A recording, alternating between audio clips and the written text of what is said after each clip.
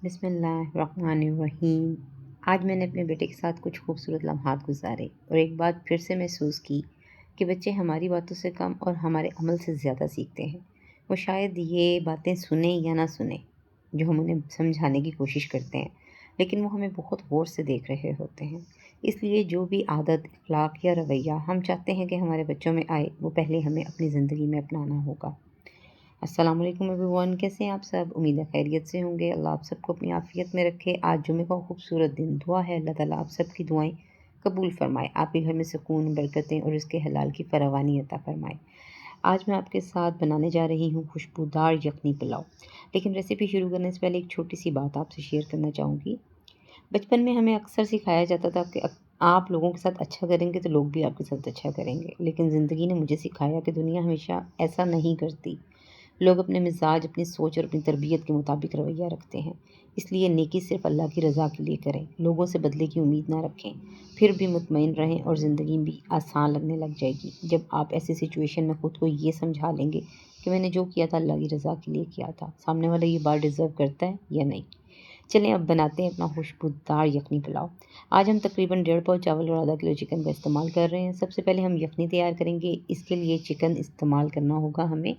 यखनी उसकी निकालनी पड़ेगी।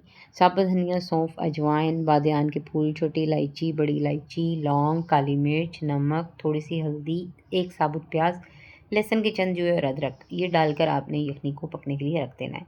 इन सबको अच्छी तरह पकने के बाद एक खुशबूदार सी यखनी तैयार होगी। फिर यखनी को छान कर अलग कर लें और एक पैन में तेल गरम करें। प्याज को हल्का सुनहरी होने दें। फ्राई होने के बाद इसमें हरी मिर्ची और लहसुन अदरक का पेस्ट शामिल करें।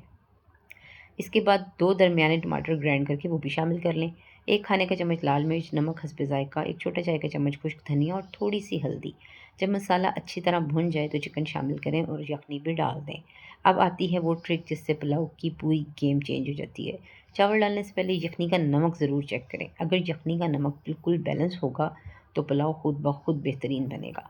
चावल हमेशा शामिल करते हुए हल्के हाथ से मिक्स करें और दम पर रखें तब जब तरी बंद हो जाए, यानी कि चावल पकें और उसके ऊपर तरी नज़र ना आए।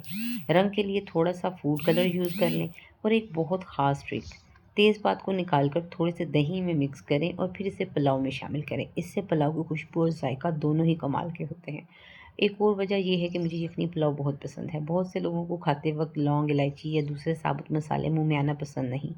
यखनी पुलाव में इन तमाम मसालों का जायका, खुशबू तो मौजूद होती है, लेकिन वो खाते वक्त आपको डिस्टर्ब नहीं करते। ये रेसिपी अपने घर वालों के साथ बनाएं। मुझे यकीन है कि एक बार इस तरीके से आप पुलाव बनाएंगे तो बार बार इस रेसिपी को ज़रूर ट्राई करेंगे। अगर वीडियो पसंद आए प्लीज़ मेरे चैनल को सब्सक्राइब करें, बेल आइकन को प्रेस करें ताकि आने वाली न्यू वीडियोज़ के नोटिफिकेशन आपको मिलते रहें। वीडियो को लाइक करें, अपने दोस्तों और फैमिली के साथ शेयर करें और कमेंट में ज़रूर बताएं कि आप अगली बार कौन सी रेसिपी देखना चाहते हैं। आपकी सपोर्ट की मुझे अशद ज़रूरत है। मेरा कंटेंट है घर में मौजूद इंग्रेडिएंट्स के साथ रेसिपीज़ को ट्राई करना। तब तक अपना बहुत ख्याल रखें। इंशाल्लाह बहुत जल्द एक नई रेसिपी और एक नए मिनी ब्लॉग के साथ फिर मुलाकात होगी। अल्लाह हाफिज़।